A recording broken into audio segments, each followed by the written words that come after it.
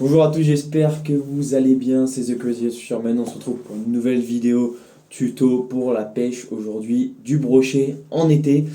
Bon, je suis dans l'ombre parce que je suis après les cours, voilà, c'est une semaine un peu compliquée niveau temps, il y a pas mal de choses à faire pour les études supérieures, enfin bref, je vous passe les détails. Je me suis dit que j'allais quand même faire la petite vidéo de la semaine, cette fois un petit peu plus tranquille, posée, à parler pêche et surtout à parler théorie.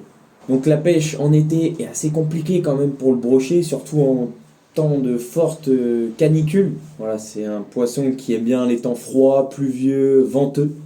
Et bah, quand il fait chaud et sec, c'est assez compliqué de sortir ce poisson. Donc je vous conseille déjà, premièrement, de prioriser les jours où il pleut, où il fait un peu moins froid dans la semaine, les jours, même les lendemains de jours de pluie, ou voilà. Donc vraiment les moments les plus frais, et aussi les matins forcément, les matins et les soirs, ça va être les moments un petit peu d'activité, de hausse d'activité des brochets. Donc on va partir sur un jour d'été où il fait assez chaud, donc rien d'extrême, hein, pas des 40 degrés, mais il fait un bon 30 degrés, 35 au soleil peut-être.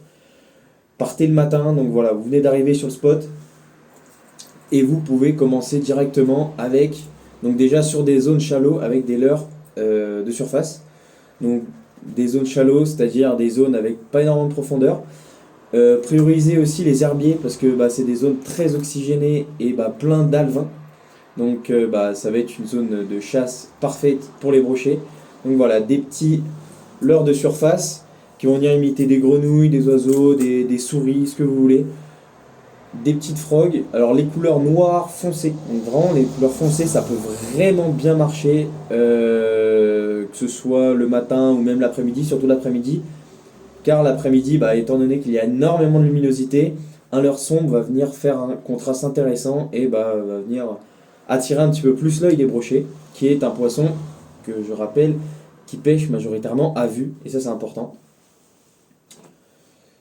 Si vous avez envie de pêcher un peu plus gros, et aussi sur une zone shallow, hein, ou pas forcément, mais en bordure, avec des leurres gros, vous aimez bien pêcher avec des leurres assez gros, donc je vous conseille des leurres assez naturels quand même pour les après-midi. Voilà, des leurres assez naturels parce que souvent l'eau est un petit peu claire et ça peut faire la différence d'utiliser des leurres assez naturels. Donc une petite truite. Et pour les matins ou les soirs, vraiment au coucher et lever du soleil, vous avez des leurres blancs. Et donc là en plus la petite palette, donc franchement, petite palette argentée. Donc quand il n'y a pas beaucoup de luminosité, un leurre blanc, comme ça c'est vraiment super intéressant. Alors lui il va un petit peu profond, donc régler aussi la profondeur. Les leurres qui font vraiment fureur en été, les swimbait, les leurres articulés, donc qu'ils soient souples ou durs, voilà, vraiment ça va proposer une nage fluide, réaliste, un petit peu planante, et puis qui est en dessous de la surface d'eau, juste en dessous. Et donc vraiment ça va être une proie de choix pour les brochets. Donc je vous conseille des swimbait. Essayez, voilà, on est en été, il n'y a pas énormément de. Enfin, les poissons n'ont pas énormément des grosses fins. Ils chassent souvent, donc ils chassent plus des poissons de 15 cm maximum. Voilà, les leurres les plus gros à utiliser, voilà, c'est 15 cm, c'est bien. Ou alors des leurres durs comme ça peut être aussi très intéressant. Un leurre dur assez bruyant, quand vraiment on veut déclencher un brochet, un matin sur une bordure. Donc on lance son leurre dur, on l'anime avec quelques coups, et puis on laisse reposer, parce que des fois, même les matins, ça peut en réveiller certains de faire des petites pauses, bien qu'on soit en été et que beaucoup aiment bien la pêche rapide. Parfois faire des pauses, même en été, ça peut décider un poisson. Dans la catégorie leurre dure, on va continuer avec des leurres dures qui reflètent bien le soleil, voilà, très important, et qui sont assez réalistes. Donc voilà, un leurre comme celui-ci, vous allez le lancer, il va faire des éclats lumineux de partout, il va faire du bruit, donc vraiment, pour chercher les poissons actifs, ça va être parfait. Ou alors, voilà, si vous voulez jouer un petit peu plus fin, dans un endroit un peu plus pêché, aller sur un leurre un peu plus naturel, ça peut être bien aussi. Là, on a parlé majoritairement de leurres assez conséquents, assez gros. On va se rabattre sur des leurres un peu plus petits, parce qu'en été, il y a énormément d'alevins. Et qui dit énormément d'alevins, dit énormément de poissons carnassiers dessus. Donc, c'est cohérent d'utiliser des petits leurres, donc que ce soit des leurres durs ou des leurres souples. Donc celui-là, en subsurface. Transparent, donc ça veut dire que transparent et fluo, donc ça veut dire que le matin il va ressortir et l'après-midi il va ressortir aussi. Donc ça c'est super. Vous avez le shad à paddle, voilà, classique j'ai envie de dire. Ça marche dans toutes les situations. Alors vous n'allez pas prendre que du brochet, hein, bien évidemment, mais parfois c'est quand on cherche les autres poissons qu'on tombe sur du brochet. Et puis celui-là pour l'été ça peut être vraiment, vraiment super, voilà, avec une petite palette derrière pour refléter le soleil, un leurre perche un petit peu foncé.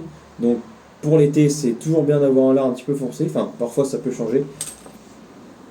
Et puis l'écrevisse, voilà. En bordure, ça peut vraiment faire l'affaire, hein. En bordure, c'est très très fort.